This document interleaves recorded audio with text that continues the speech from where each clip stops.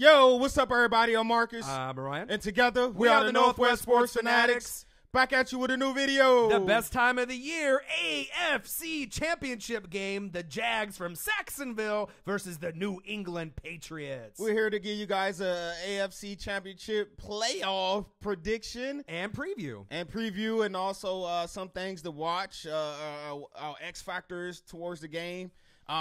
But before we get into this video, right, make sure you subscribe to our channel. Hit the thumbs up for your boy. And thank you for all the love for 9K. We seem that you guys already are commenting pretty heavy and watching the last video. 9K gang. Right. NFC Championship game preview and prediction that we just did. And now we're going into the new video, AFC Championship game, a.k.a. Thumbgate.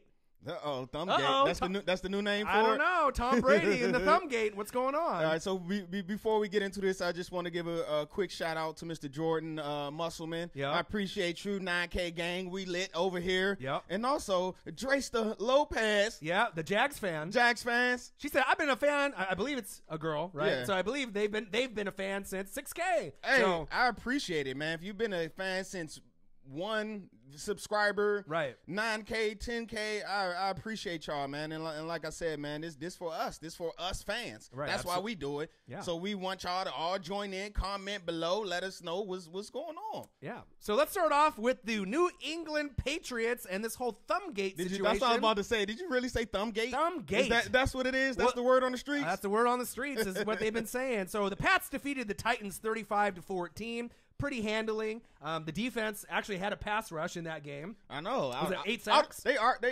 pass rush out of nowhere. Out of nowhere, right? So Tom Brady, 40 years old. Someone ran into him in practice. If you haven't been keeping up, who was it though? Who was it? I bet you they won't leak his name. Probably not until maybe after the Super Bowl's over or playoffs. Whoever hit Tom Brady's thumb, hand, whatever it is, hey. Yeah, so that's the real question right now. How bad is it? And it seems like it's on his throwing thumb, yep. Right? So you use your fingers to throw the ball, but the thumb to what? Grip the ball. Right. So this is really big. And they in practice yesterday or the day before, they showed him with a glove.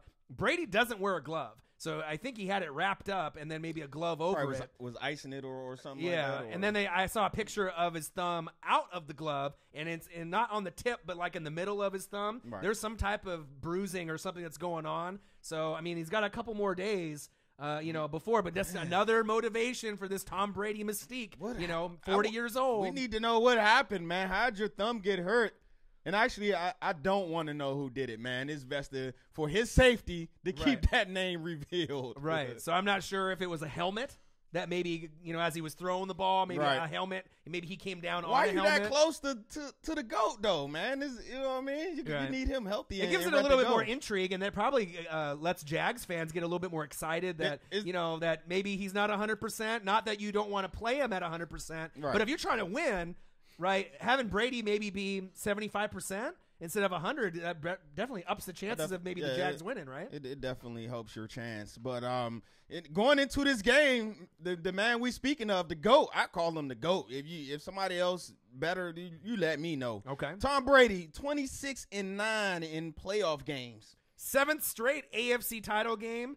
12th overall. Holy moly. That's a lot of title games, and he's 18-3 at home in the playoffs. 26th postseason victory, 13th 300-yard postseason game, and guess who he broke the record of? Who? Joe Montana. That was my quarterback growing up. 4 Super Bowls, 4 wins. I mean, it's definitely arguable. You can go Montana or Brady, but if you look at everything Brady's done, pretty incredible. Yeah, so of course he's the key to this game now. Now with the whole thumb gate, right? What is it with his thumb injured? How healthy is he?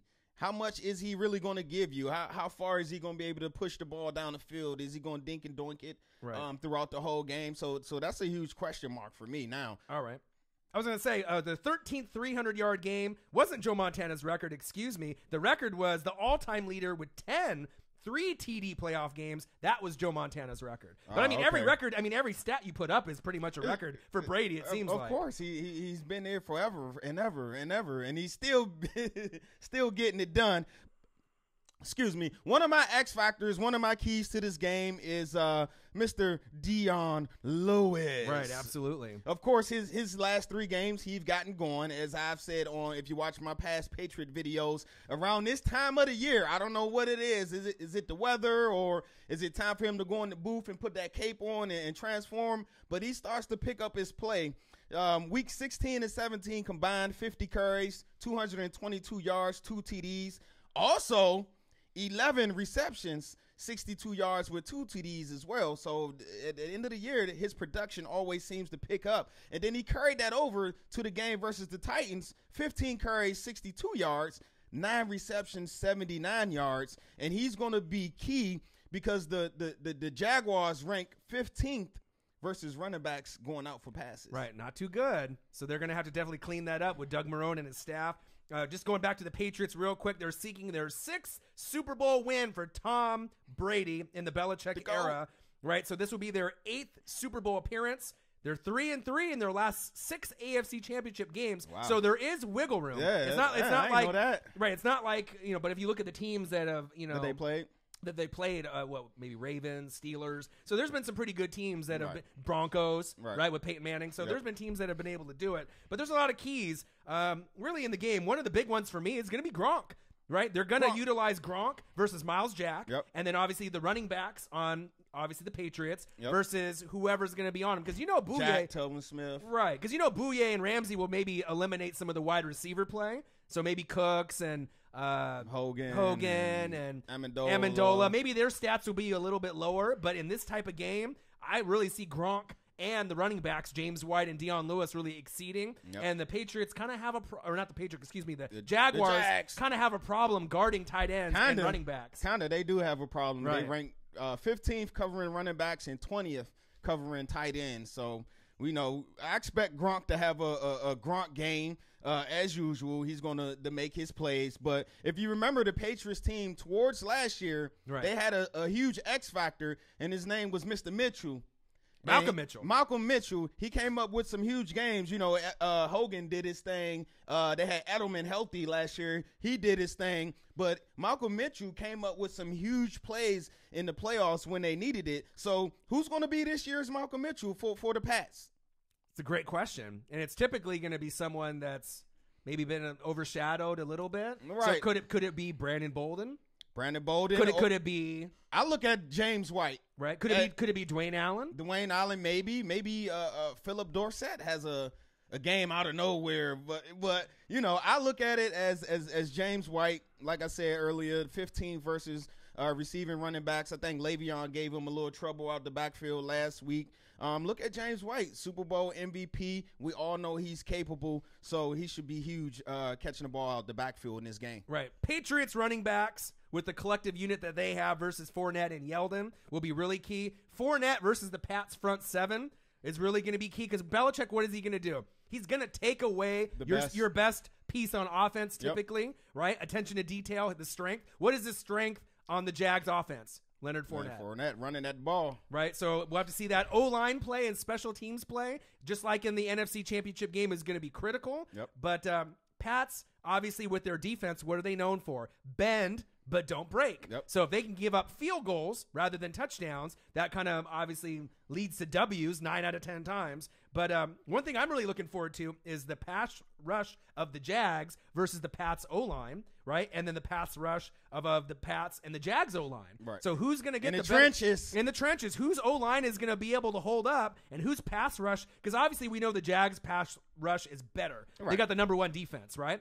But the Pats, out of nowhere, had 8 sacks last week. Yeah, where did that come from? So I don't think they're going to get 8 sacks on Blake Bortles, but they may get a few more than people are expecting. They're going to need some type of similar production from that pass rush, maybe 5-6 sacks. Right, and then obviously as one of our favorite players in the past, Charles Peanut Tillman, what was he famous for on the Chicago Bears? Punching out the football. Right. Patriots are pretty good at that. So if they can get to Bortles and punch it out, they may not need 8 sacks. They may only need 3 or 4. Right. But if one of those 4 or 2 of those 4 end up in fumbles, right, and turnovers, that could be huge with field position overall. All right, so there you guys have it on the Patriots side of things. Let's talk about the Jags. All right, the Jags, the kind of lovable underdog story, all year. They defeated the Steelers 45-42 when no one gave them a shot on the road. They got the number 1 defense. They're trying to become the 3rd team, first since 1985, to lead the league in rushing and to win the championship. And who did it in 85? The Bears, Chicago Bears, William Refrigerator Perry, if you remember. Mike Ditka. Walter Payton. Yeah, Walter Payton as well. That defense. They didn't even give Walter Payton the ball. Remember that? They gave it to Fridge or whatever. I know he's probably a little sour about that, but they won the championship, and that's what they're looking to do this year as well. Well, Jacksonville, they don't call it Saxonville for nothing. 55 sacks during the regular season. Campbell, my guy from the University of Maryland, I can't pronounce his name, number 91. Yeah, he's lit. He went to the UM. I love that guy. I love all of Maryland. Yeah, Malik Jackson. All players. Malik Jackson. They picked up Darius. Fowler coming off the edge. Miles Jack. So one of the keys to beating Brady is pass rush. Exactly. Get him off his spot, make him feel uncomfortable. Right. Use that Giants blueprint that they use where they rush 4 and cover with 7, and that 7 in the back end on the Jags ain't no slouch. We talking about Telvin Smith, Miles Jack, Jalen Ramsey, Bouye, and Mr. Church. Right, player for player, out of all the teams that are left in the NFC, AFC championship games with the 4, this is the youngest, most talented, and probably most athletic overall defense player for player besides the Minnesota Vikings. Right. Player for player. But if you look at based off youth, this team on the defense for the Jags probably has the most upside out of any of the teams that are left based off their age and how much better that they can get.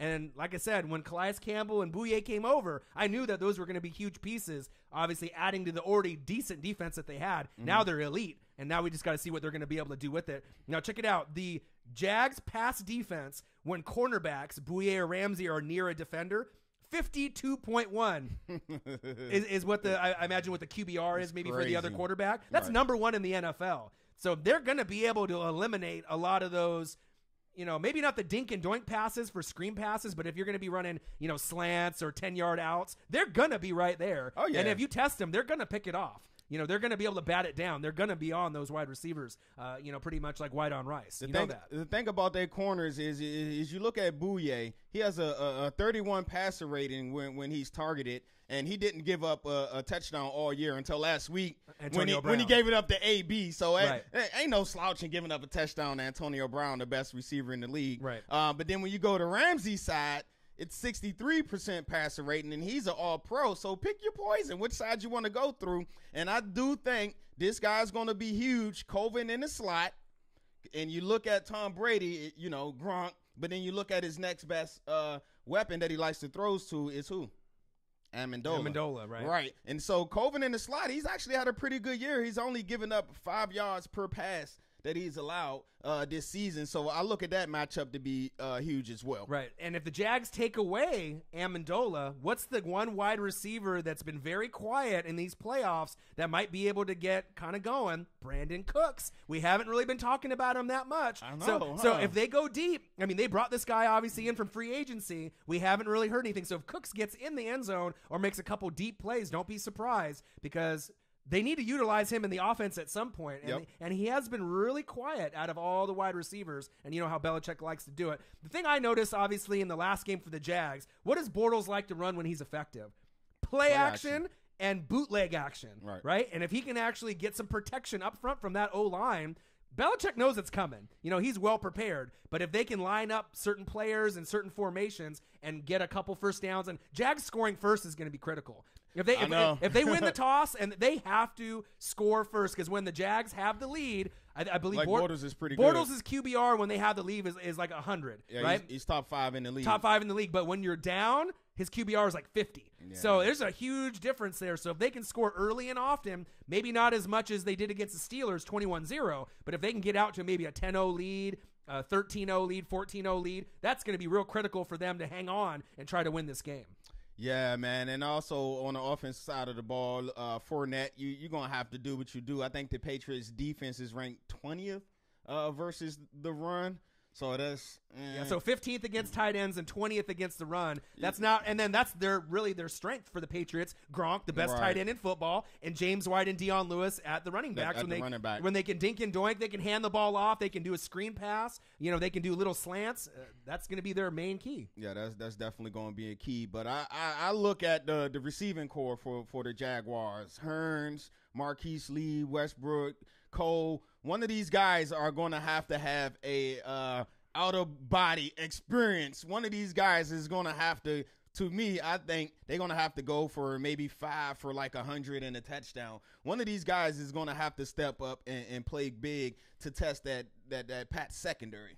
Right, absolutely. And I think the big thing that we also have to keep in mind is coaching, right? So you got Belichick, McDaniels, Patricia. We already know McDaniels and Patricia are leaving, right? These are 3 of the best coaches working together, paying attention to detail, and you're going against Doug Marrone, but you have a little X factor. You have Tom Coughlin. Mm-hmm. Tom Coughlin is the only coach in the past, right, with the New York Giants, with Eli, that has been able to outsmart and beat out Bill Belichick. So even though that Tom Coughlin isn't coaching indirectly, it's good to have him on your side. It's good to have him on your side, and he is going to give him probably some pointers and be involved. He is. So that gives you a little edge there.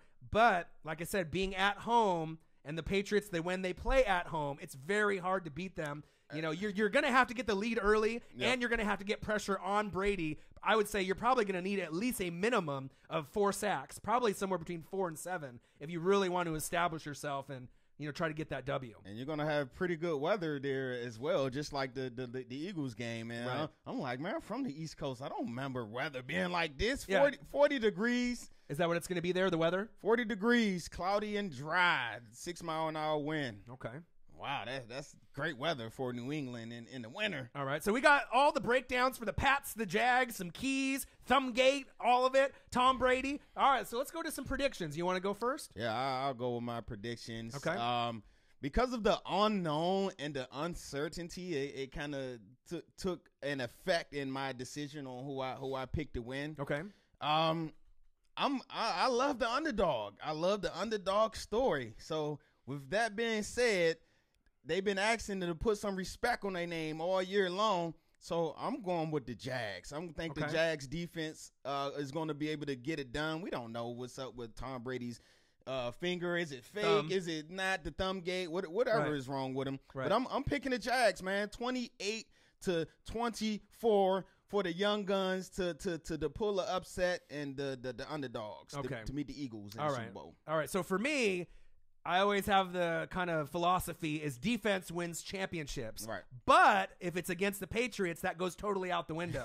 You know what I mean? It's like the only team that defense doesn't necessarily, if you have an elite one, that will be able to overcome the best coach, Belichick, best quarterback, Tom Brady, and arguably the 2 best coordinators in the game with Josh McDaniels on offense calling plays and Matt Patricia calling defensive plays, right? And who pays the most attention to detail? Belichick, right?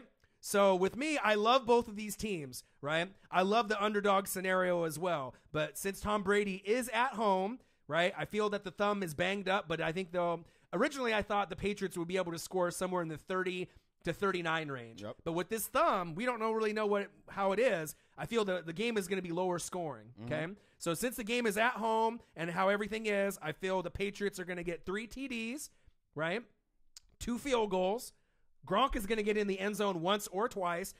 James White and Dion Lewis are going to get involved, right? So I feel that you're going to get 27 points out of the Pats, and I think that the Pats D will play a little bit better than expected. They'll shut down, not completely Leonard Fournette, but they'll slow him down, and I think you'll get 1 TD, 3 field goals from the Jags. So my final score is going to be Patriots 27, the Jags from Saxonville 16. So you got a Patriots-Vikings Super Bowl? I got a Patriots-Vikings Super Bowl. And even before these playoffs started, I actually had a buddy that I texted, and that was kind of my feeling. I mean, I didn't know about injuries moving forward or how things were going to go, but I told him I felt in my gut Patriots-Vikings was kind of what I was seeing, and that was like 2 weeks ago. But a lot of things can change, from 2 weeks ago till now, like this whole Thumbgate thing. I didn't see that coming. Yeah. You know what I mean? Or Diggs making the play that he did. And so I'm going Jags versus Eagles.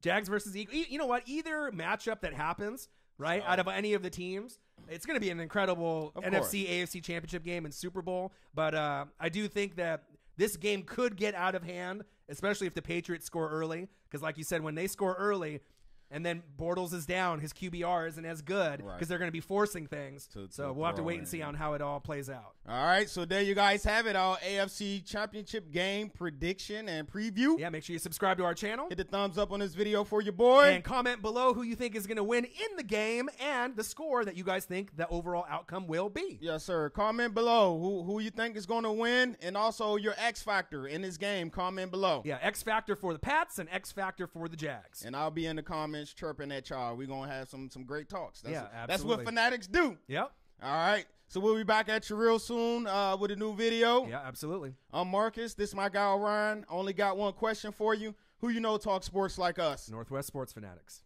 Comment below who's the X factor and who's going to win. Score as well.